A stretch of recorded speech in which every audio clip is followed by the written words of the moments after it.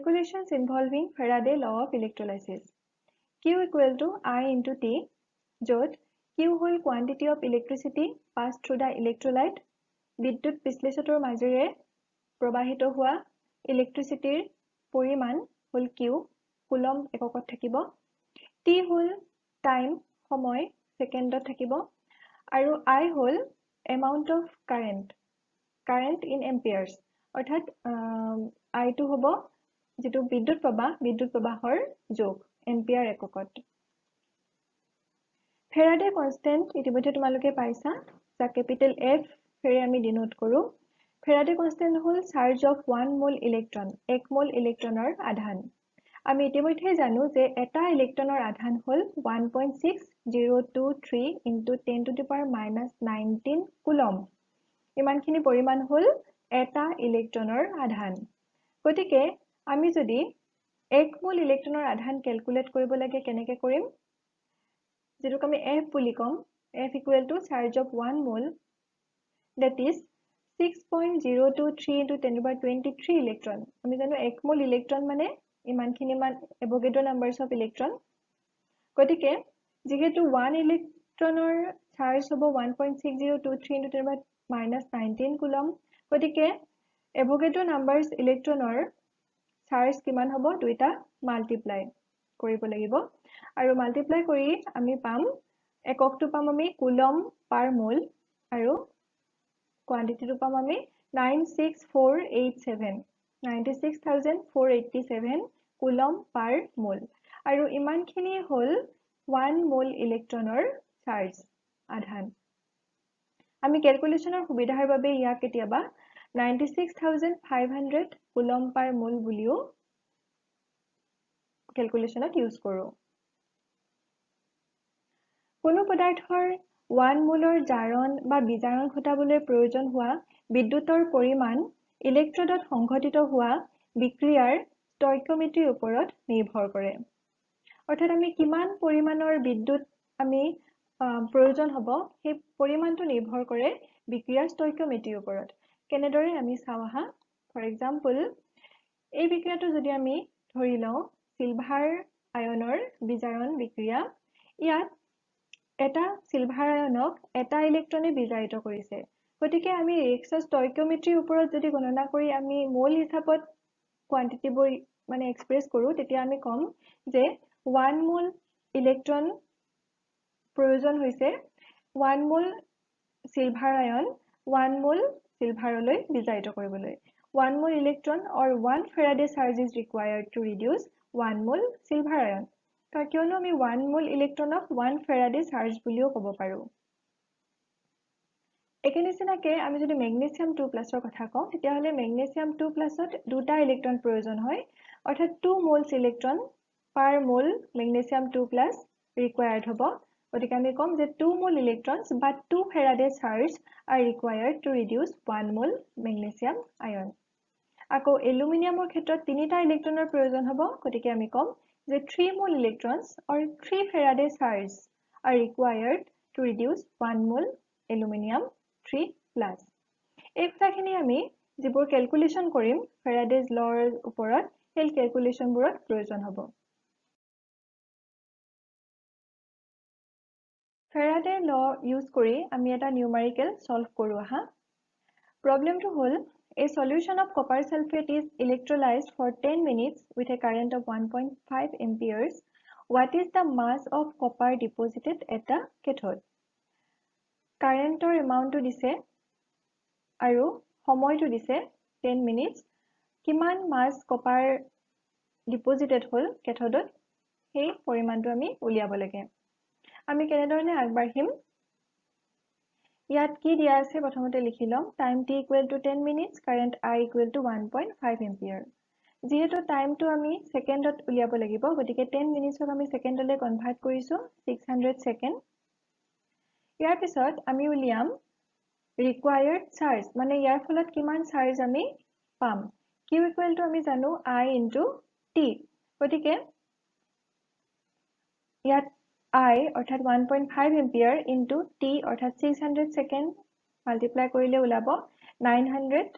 Coulomb. গতিকে আমি পাম charge Q equal to 900 coulomb এতিয়া এই যেটো বিক্ৰিয়া হ'ব বিক্ৰিয়াটো কি হ'ব কেথোডত যে কপাৰৰ বিজাৰণ ঘটিব এই বিক্ৰিয়াটোৰ পৰা আমি গম পাওঁ যে এটা কপাৰ 2 প্লাস ৰিডিউস কৰিবলৈ দুটা ইলেক্ট্ৰনৰ প্ৰয়োজন হয় গতিকে দুটা ইলেক্ট্ৰন অৰ্থাৎ 2 মোলছ ইলেক্ট্ৰন আৰু 2 মোলছ ইলেক্ট্ৰন মানে 2 ফেৰাডে অফ চাৰ্জ গতিকে আমি ইয়াৰ ষ্টয়কিওমেট্ৰিৰ পৰা ক'ব পাৰো যে 2 ফেৰাডে অফ চাৰ্জ প্ৰডিউসেস 1 মোল কপাৰ কাৰণ দুটা ইলেক্ট্ৰনৰ দ্বাৰা 1 মোল কপাৰ উৎপন্ন হয় গতিকে 2 ফেৰাডে চাৰ্জে 2 ফেৰাডে পৰিমাণৰ আধানে 1 মোল কপাৰ উৎপন্ন কৰে 2 ফেৰাডেক আমি কি কনভাৰ্ট কৰিম কুলম বুলি কনভাৰ্ট কৰিম এমাউন্ট অফ ইলেক্ট্ৰিচিটি লে কনভাৰ্ট কৰিম আৰু আমি জানো 1 ফেৰাডে মানে 996487 কুলম গতিকে 2 ইনটু ইমানখিনি অৰ্থাৎ 1,92,974 coulomb charge produces 1 mole of copper আকৌ 1 mole copper মানে কিমান 63 গ্ৰাম কপাৰ আৰু ইয়াৰ পৰাই আমি পাম 900 কুলম্বে কিমান প্ৰডিউস কৰে অৰ্থাৎ ইমানখিনি কুলম্বে যদি 63 গ্ৰাম কপাৰ প্ৰডিউস কৰে তেতিয়া হলে 900 কুলম চাৰ্জে প্ৰডিউস কৰা কপাৰৰ পৰিমাণটো আমি এই ক্যালকুলেশনটোৰ দ্বাৰা আমি উলিয়াব পাৰো যেটো আমি মানটো পাওঁ 0.2938 গ্ৰাম কপাৰ অৰ্থাৎ 10 মিনিটছৰ কাৰণে 1.5 এম্পিয়াৰ বিদ্যুৎ প্ৰবাহ চালিত কৰিলে কেথোডত ডিপোজিট হোৱা কপাৰৰ এমাউন্ট হ'ব 0.2938 গ্ৰাম বিদ্যুৎ বিশ্লেষণজাত পদাৰ্থ products of electrolysis বিদ্যুৎ বিশ্লেষণৰ ফলত ইলেক্ট্ৰডত কোনটো পদাৰ্থ উৎপন্ন হ'ব সেয়া ডিপেন্ড কৰে বিভিন্ন ফেক্টৰছৰ ওপৰত তাৰ এটা হল বিদ্যুৎ বিশ্লেষণৰ প্ৰকৃতি অৰ্থাৎ কোনটো পদাৰ্থৰ বিদ্যুৎ বিশ্লেষণ ঘটোৱা হ'ব আন এটা ফেক্টৰ হল ইলেক্ট্ৰডৰ প্ৰকৃতি ইলেক্ট্ৰডডাল যদি নিষ্ক্ৰিয় বা ইনাৰ্ট হয় যেনে গোল বা প্লেটিনামৰ নিচিনা তেতিয়া হলে তেনে ইলেক্ট্ৰডে বিদ্যুৎ বিশ্লেষণ নৰ যেটো বিক্ৰিয়া ৰাসায়নিক বিক্ৰিয়াত অংশগ্ৰহণ নকৰিব ফলত যদি আমি সক্ৰিয় ইলেক্ট্ৰডাল ব্যৱহাৰ কৰো তেতিয়া হলে সেই ইলেক্ট্ৰডালে কি কৰিব ৰাসায়নিক বিক্ৰিয়াত অংশগ্ৰহণ কৰিব আৰু যদি দুই ক্ষেত্ৰতে আমি যদি একে বিদ্যুৎ বিশ্লেষণ লওঁ তেতিয়া হলে কি হ'ব উৎপন্ন হোৱা পদাৰ্থবোৰ বেলেগ বেলেগ হ'ব গতিকে ইলেক্ট্ৰডৰ প্ৰকৃতিৰ ওপৰত উৎপন্ন হোৱা পদাৰ্থ কি হ'ব হেতু ডিপেন্ড কৰিব আৰু যদি বিদ্যুৎ বিশ্লেষণৰ লগত আন কিছুমান জাৰক বা বিজাৰক পদাৰ্থ থাকে তেতিয়া হলে সেই পদাৰ্থবোৰৰ ষ্টেণ্ডাৰ্ড ইলেক্ট্ৰড পটেনচিয়েলৰ ওপৰতো ইলেক্ট্ৰডত উৎপন্ন হোৱা পদাৰ্থটো কি পদাৰ্থ উৎপন্ন হ'ব হেতু ডিপেন্ড কৰিব আন এটা ফেক্টৰ আছে হেতু হল অভাৰ পটেনচিয়েল অধিবিভৱ হল the additional potential beyond the thermodynamic requirement needed to drive an electrochemical reaction at a certain rate অৰ্থাৎ কিছুমান ইলেক্ট্ৰকেমিক্যাল ৰিঅ্যাকচন আছে যিবোৰ এটা নিৰ্দিষ্ট ৰেটত যেতিয়া সংঘটিত হয় খুব লাহে লাহে হয় যদি লো ভোল্টেজত আমি কৰো কিন্তু তাত যদি কিছু এটা এডিশনাল পটেনচিয়েল দি দিয়া হয় অতিৰিক্ত বিভৱ দি দিয়া হয় তেতিয়া হলে সেই বিক্ৰিয়াটো অতি সহজে হ'ব পাৰে আৰু সেই অতিৰিক্ত বিভৱখিনিকে আমি অভাৰ পটেনচিয়েল বুলি কওঁ গতিকে এই ফেক্টৰটোৰ ওপৰতো ইলেক্ট্ৰডত উৎপন্ন হোৱা পদাৰ্থ ডিপেন্ড কৰে আৰু কেনেদৰে ডিপেন্ড কৰে হেতু মানে আমি এটা উদাহৰণৰ সহায়ত বুজিম সোডিয়াম ক্লোৰাইডৰ বিদ্যুৎ বিশ্লেষণৰ সহায়ত যদি আমি মল্টেন সোডিয়াম ক্লোৰাইড বা গলিত সোডিয়াম ক্লোৰাইডৰ বিদ্যুৎ বিশ্লেষণ ঘটাও তেতিয়া হলে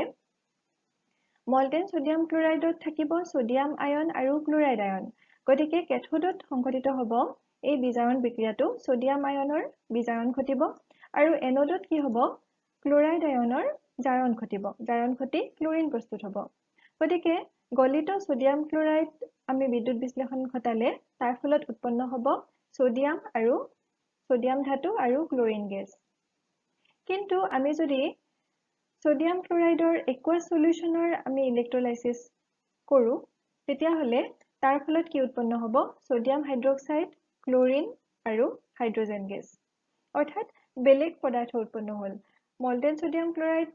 ইলেক্ট্ৰোলাইসিসৰ ফলত উৎপন্ন হৈছিল সোডিয়াম আৰু ক্লোৰিন কিন্তু একুয়াছ সলিউশনৰ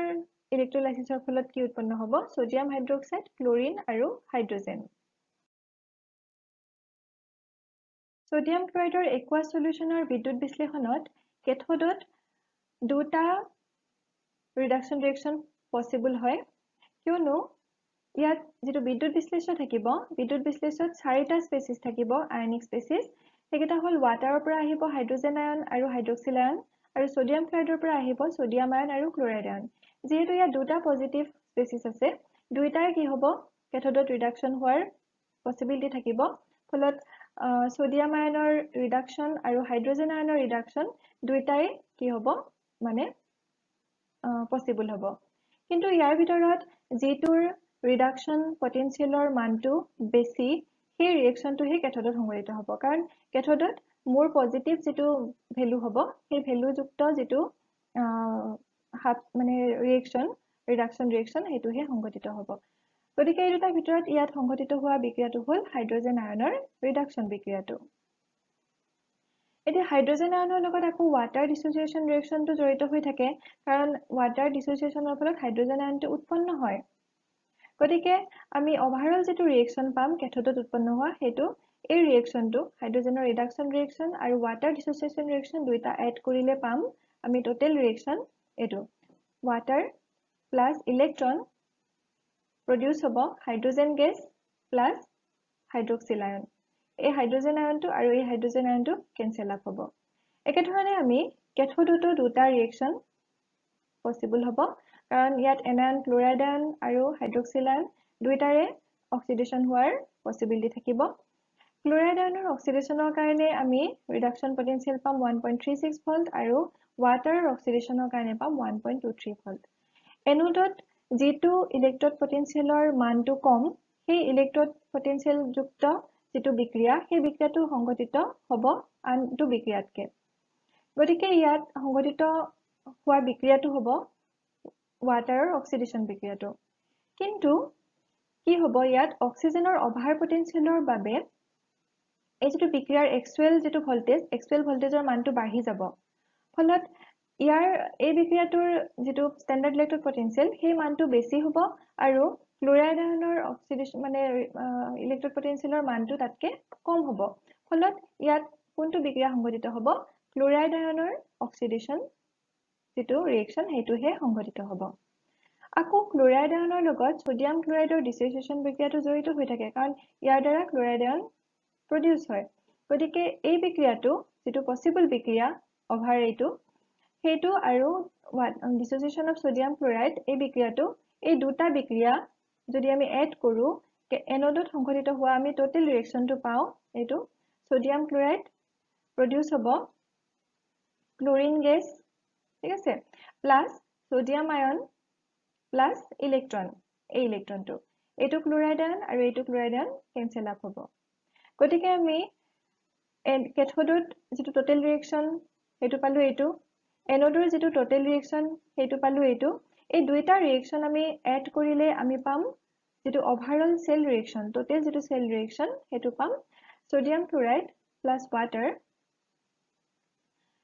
মানে প্ৰডিউস হ'ব sodium ion plus hydroxyl ion plus hydrogen gas plus chlorine gas অৰ্থাৎ সোডিয়াম হাইড্ৰক্সাইড প্ৰডিউস হ'ব আৰু লগতে উৎপন্ন হ'ব হাইড্ৰোজেন গেছ আৰু ক্লোৰিন গেছ গতিকে আমি সোডিয়াম ক্লোৰাইডৰ একুয়াছ সলিউশনৰ বিদ্যুৎ বিশ্লেষণৰ ফলত কেনেদৰে